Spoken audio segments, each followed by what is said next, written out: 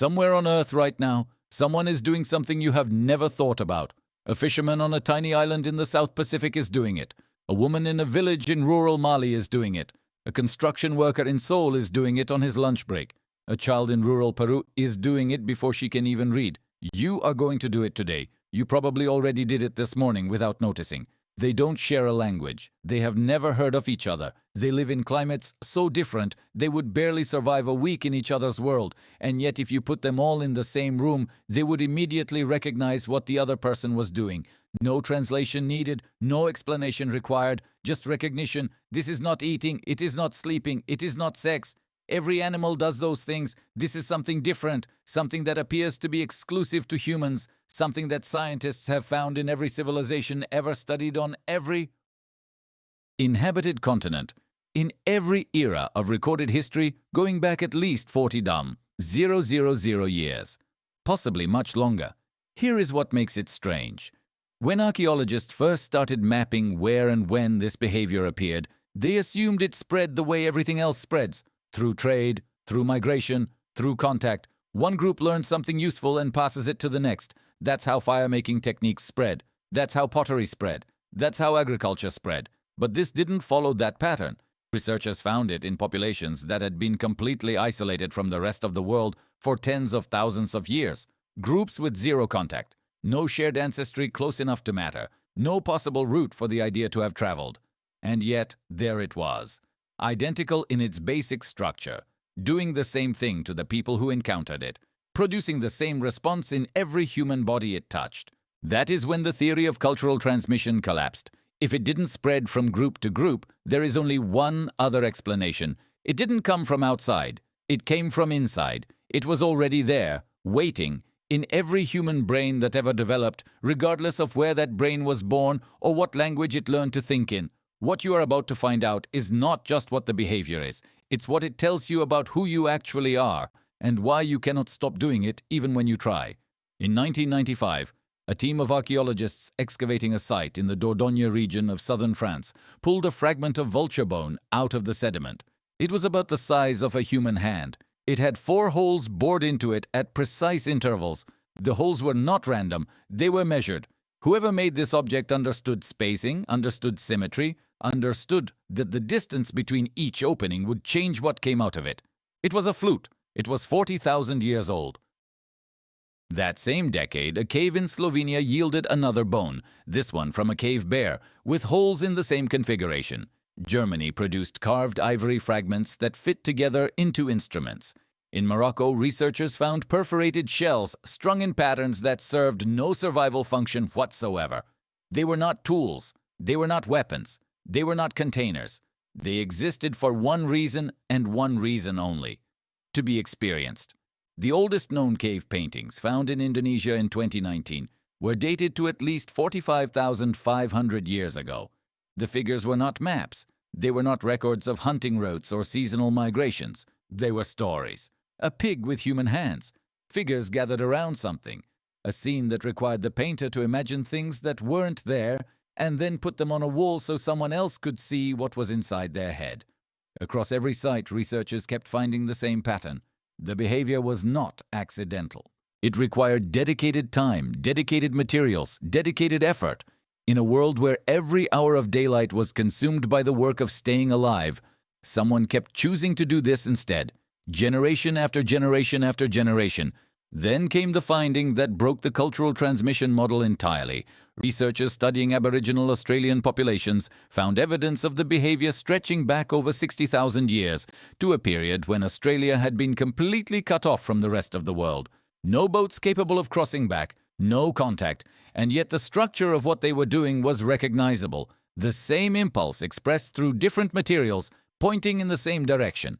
Papua New Guinea, the Amazon Basin, the Arctic, Sub-Saharan Africa.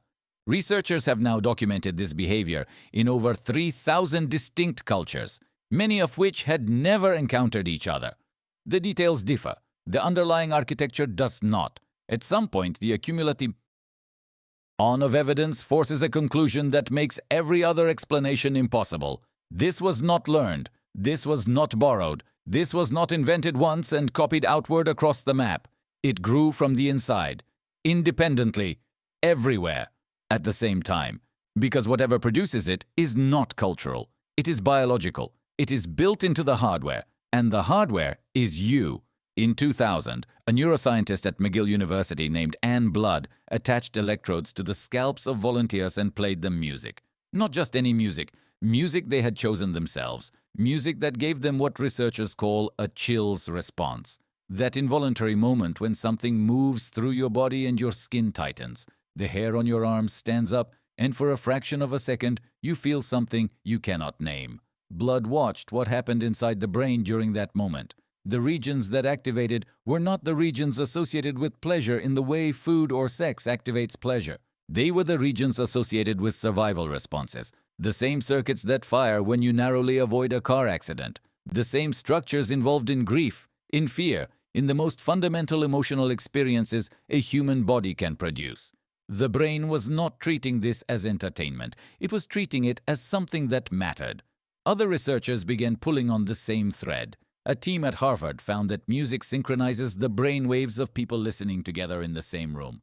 Not loosely, precisely. Their neural activity begins to align. A team in London found that group singing raises oxytocin levels faster than almost any other activity. Oxytocin is the hormone your body produces during childbirth, during breastfeeding, during the moments of deepest human bonding. Your body releases it when you are with someone you trust completely. It releases it during this behavior at rates that researchers found difficult to explain. Then, a study out of Oxford measured something even stranger. Groups of people who performed this behavior together could tolerate significantly more physical pain immediately afterward than control groups who had done something else with the same amount of time. Their pain threshold went up. Their sense of connection to the other people in the room went up. Their self-reported trust in strangers went up. After 1 hour. The evolutionary logic is not subtle once you see it. For most of human history, survival was a group project. You did not make it alone. A group that trusted each other completely moved faster, shared more, defended better, and outlasted groups that didn't. Anything that could produce deep, rapid trust between unrelated individuals was not a luxury. It was a weapon. The groups that had this behavior outcompeted the groups that didn't.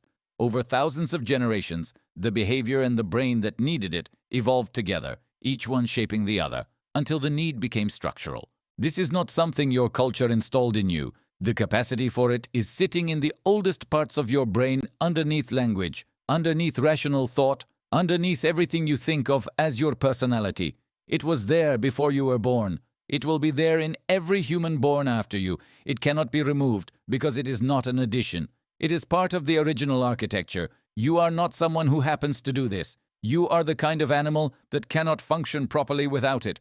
And most people living today are getting far less of it than their nervous system was built to receive.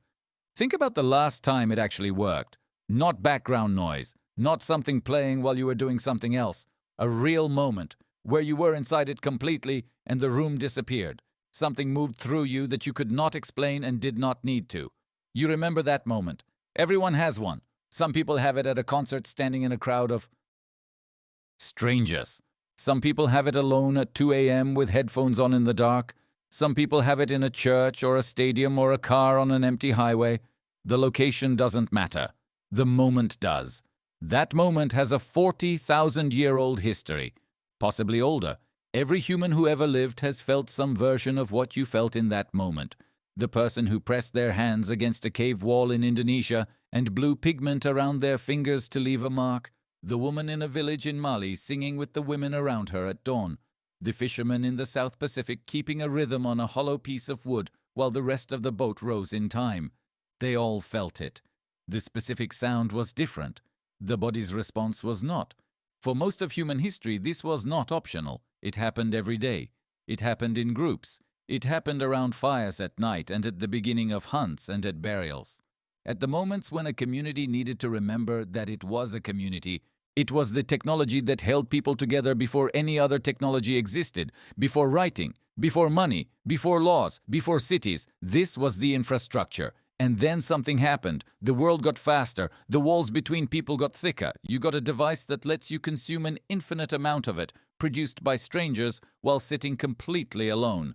The experience that evolved to happen between bodies in the same physical space got flattened into a signal traveling through a wire into a single pair of ears. You can have as much of it as you want now, more than any human in history, and somehow it is not enough. Somehow the thing your nervous system is actually asking for keeps not arriving, because what your brain was built for is not consumption, it is participation. It is the moment when your body is producing the sound and someone else's body is receiving it. Something passes between you that has no name in any language, but that every human nervous system recognizes instantly. You thought this was culture. You thought this was taste. You thought this was something you chose. It is 300,000 years old. It is running in the deepest part of your brain, and every time you feel it move through you, you are doing exactly what you were built to do.